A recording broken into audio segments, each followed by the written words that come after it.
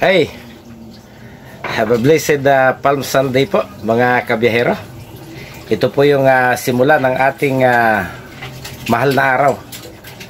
Ito po yung isang magandang balita dahil sa linggo pong ito ay pinasisimulan po yung magandang balita ng ating kaligtasan na nangyari po doon sa tinatawag nating Holy Week. Yung pong tinatawag nating Passion of Christ. So, dubling magandang balita po yung ating dumating sa araw na ito. Nakatanggap po tayo ng tawag mula po sa ating host, si Host Lintek. At sinabi po niya sa akin na, Kuya Ruel, mag-check ka ng iyong YouTube channel dahil mukhang may dumating ka ng sahod. Check mo yung email mo. So, nag-check po tayo. At nakita nga po natin doon na nagpadala na po ng aking kauna-unahang sahod si YouTube, mga kabiyahero.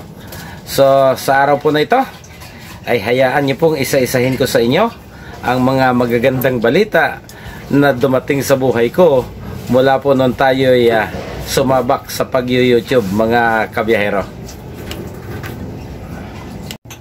So, nung tayo po'y nagsisimula, tayo po'y pinalad na natagpuan po natin ito pong grupo ng Team Lintek. Mga 3 taon na po siguro yung mga nakakaraan, mga kabiyahero. So, mula po nang tayo matambay dito, yun pong ating kakaunting subscriber ay unti-unti pong lumaki. So, wala po tayong binayaran. Hindi po tayo nagpabusting. Tayo lang po ay laging nagtatambay dito po sa bahay ni Host Lintek. At siyempre, tayo po'y baguhan noon.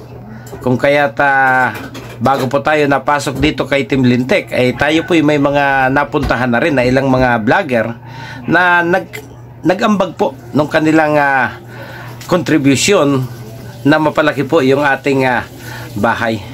So, sa ngayon, ang isa po sa talagang may malaking papel po na ginampanan dito sa ating channel ay yung pong Star Spangled Vlogger po.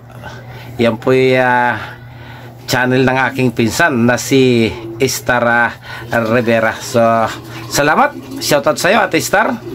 Ayan, malaki rin po ang naiambag niyan dito sa ating bahay. Nung tayo po'y madalas nang tumambay dito po sa bahay ni Host Lintek, dito po natin na-meet yung iba't iba pong mga vlogger na kasama po sa grupo ni Host Lintek. At sa pamamagitan po nila, unti-unti nagkaroon po tayo ng mga views.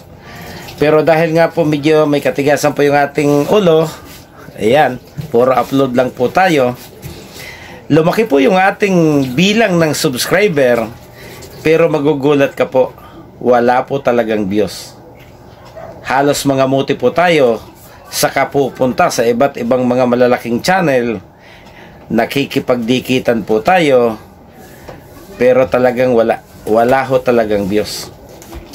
So, dahil ako naman po ikinukonsiderang isang regular Team Lintek, ito pong si Host Lintek ay hindi naman siya yung talagang namimilit. Unang-una, hindi naman po natin siya binabayaran. Hindi rin naman po siya tatanggap ng bayad. At ang isa nga po sa kanyang patakaran, sa kanyang grupo, lahat po ng nagbabayad para magpabusting ay kanya pong tatanggalin. So, ganun po yung kanyang paninindigan. Pero dahil nakita niya nga po na ako'y hindi humihiwalay sa grupo ni Host Lintek, noong pong November, mga 3:00 ng hapon, habang ako po'y nagpapahinga, bigla pong nag-ring yung ating telepono. At nakita ko nga po na ang nasa kabilang linya po ay si Host Lintek sa Netherlands. Siguro mga 3 weeks po yun bago maganap po yung Team Lintek reunion kung saan tayo po'y napasama. So sabi po niya sa akin, ano ba, Kuya Ruel, maglilibang ka na lang ba? Hindi ka ba naghahangad na kumita? Magpapalaki ka lang ba ng bahay? Magpaparami ka lang ng saging? Yun po ang bungad niya sa akin. So sabi po niya sa akin, Kuya Ruel, may chance ka para pagkitaan yung iyong pinagpapaguran. Hindi mo makukuha ang sahod sa YouTube sa pamamagitan ng pagpaparami ng subscriber. Nakita mo ba yung mga baguhan ditong kasama mo? Halos mahigit 1,000 lang ang saging, pero tumanggap na ng sahod. Ikaw, matagal na rito sa akin, so bibigyan kita ng huling babala. Bibitawan na kita kung hindi ka desidido na kumita dito sa larangan mong napili. Sabi ko, ano pong gagawin ko? Sabi niya, instead na regular kang nag-upload ng mga video, mag-premiere ka. Sabi ko, Jocelyn, driver ho ako. Sa oras ng premiere, nakakahiya naman na wala po ako. Ang sagot niya po sa akin, kami na ang bahala doon. Ang importante, pinaghihirapan mo, tutulungan ka namin. At ipinangangako namin sa iyo na sana bago ikaw mag-Disyembre, kumita ka. So sa madaling sabi, nakagawa po ako ng mga video. Ina-adjust ko lang po yung date kung kailan siya dapat ilabas sa public. So sila na po yung gumagawa ng paraan kahit po ako'y nasa biyahe. Sila na po yung nagbababa ng aking mga video through share. Sinishare po nila.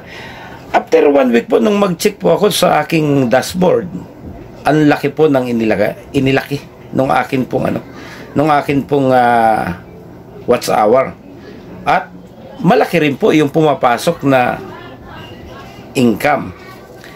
So nakikita ko rin po na yung mga malalapit po na tao sa pangunguna po ni Jocelyn Tech ay nagpapasok po nung sarili nilang pera nila sa kanilang mga bulsa. So hindi katulad po nung iba na kinakailangan ikaw yung magpalipad para ikaw ay kanilang tulungan. Dito po sa programa ni Jocelyn, dito po sa kanyang grupo, bago po ako nagbitaw nung para sa kanilang mga piso mula sa puso, kung saan ginagamit po yun sa mga charities ng grupo, sila po yung unang nagpapadala sa akin.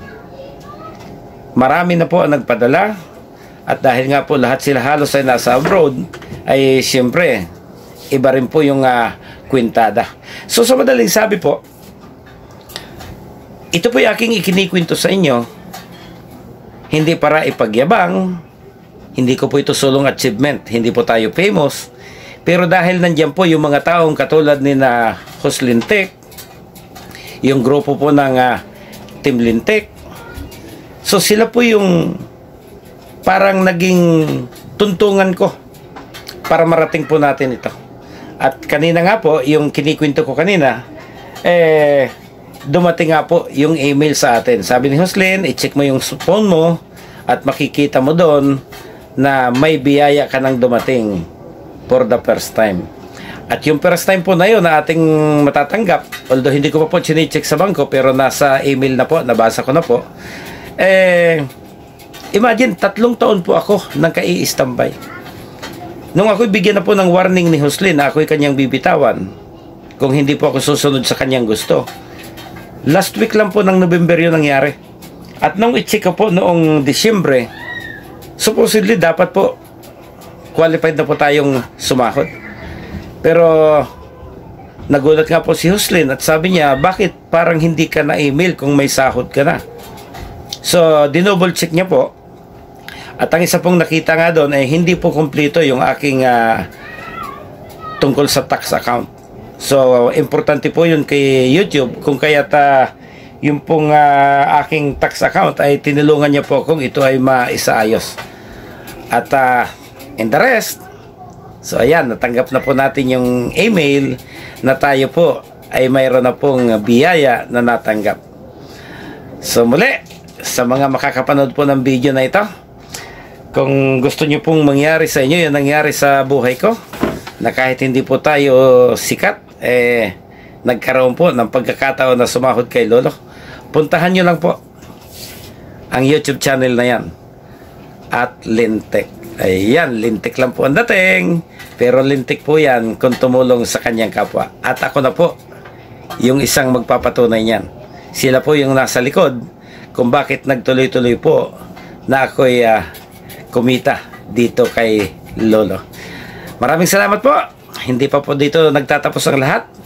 Ito po'y simula pa lamang na dapat lalo po tayong sipagin gumawa ng magagandang magkakaroon ng interes na panoorin po ng tao yung atin pong mga ginagawa. Salamat. Hanggang sa muli po. Mula po sa grupo ng Team Lintek at para po sa Team Lintek, maraming salamat. Maraming salamat Jocelyn at sa buong Team Lintek. Bye-bye!